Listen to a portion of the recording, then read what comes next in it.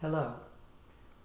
Welcome to the introduction of The Old Man of the 21st C, Part 2. Yesterday I tried to debut this vlog and I had a disastrous fail because I couldn't get this laptop of mine, my Surface Pro, to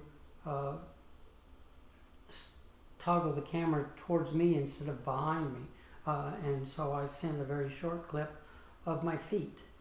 And it took me a while to solve that problem. So here I am again. What is The Old Man in the 21st C about? I know people from work who were my age who seemed to be technophobes. And I don't think that they were actually afraid of technology itself. They were just intimidated by it and reluctant to do the work necessary to start using 21st century technology. Well, that became a problem because as time went on, our curriculum built that technology into our classroom activities. And if you couldn't work the technology, you really couldn't deliver our curriculum anymore.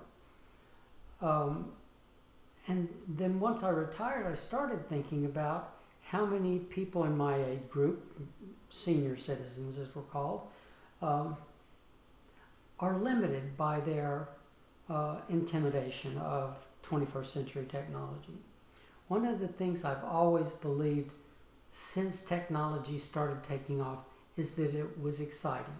It was something I wanted to participate in. I could think all the way back when I first watched 2001: A Space Odyssey. And it's pretty ironic that we thought 2001 was so far in the future. Who could even imagine what would happen then? And of course now it's 18 years after 2001, and we're moving very rapidly well beyond anything that was in the movie. And I told myself, even though I was getting older, that I was not going to sit by passively and not participate in the 21st century. So I challenged myself. How do I use a laptop? How do I use Windows 10? How do I use a cell phone to its maximum effect? How do I play these new online games? How do I communicate with my family in the world no matter where I am? How do I access the internet and the sum total of all mankind's knowledge? Well, I wanted to not just know how to do these things, but to do these things. And now I pretty much do. I kind of know how to do most of that stuff, and when I don't know, I know how to find out. And now I hope through this video series, I'll be able to help other senior citizens and honestly people who are younger who are also intimidated by technology. They can also use this series of videos and see what's out there and how they can access it. I also want to provide a rationale for each piece of technology as I introduce it. And that's what I see myself doing, is first telling you what the technology is and why it can be useful to senior citizens and to other people. So the rationale will come first, and then once the rationale is broadcast, the next week I'll do a very basic how to get started video, and hopefully that will help. Some of these things are much more complicated than it can be covered in one session. So for those, it will be a series of videos.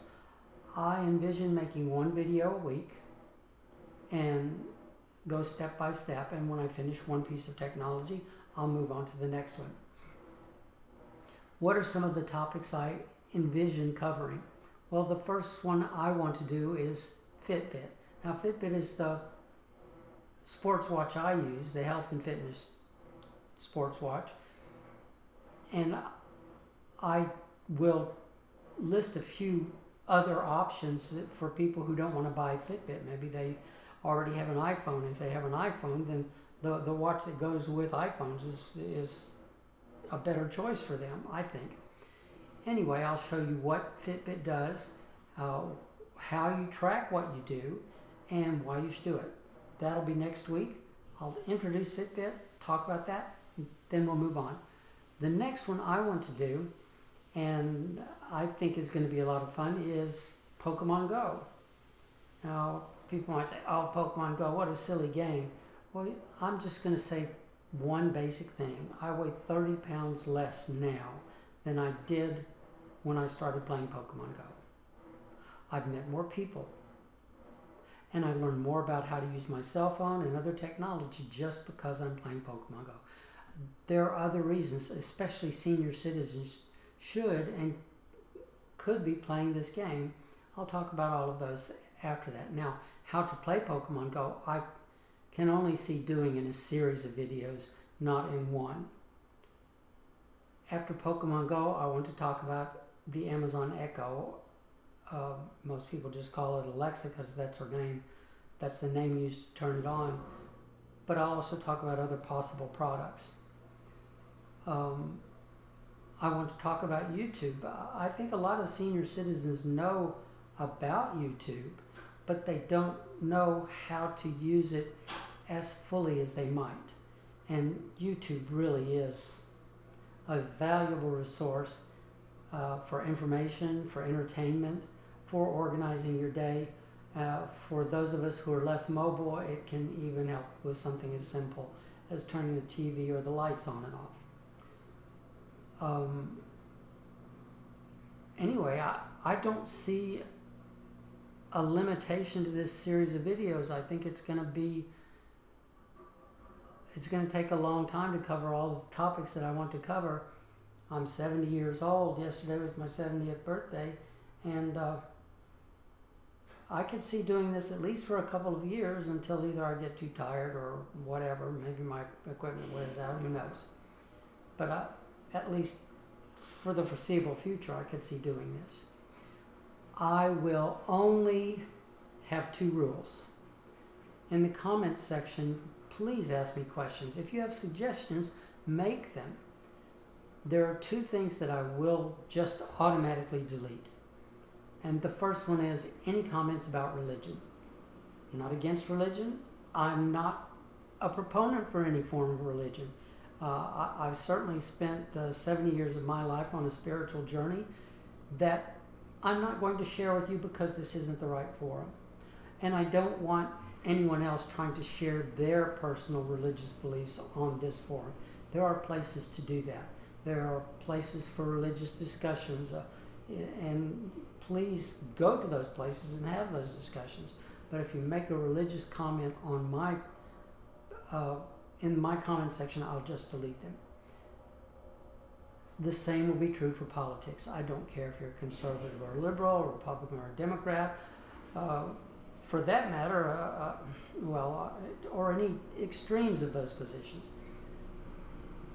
This is not a public forum for politics. And so if you make a political comment either about current, past presidents, current or past leaders in Congress, it doesn't matter.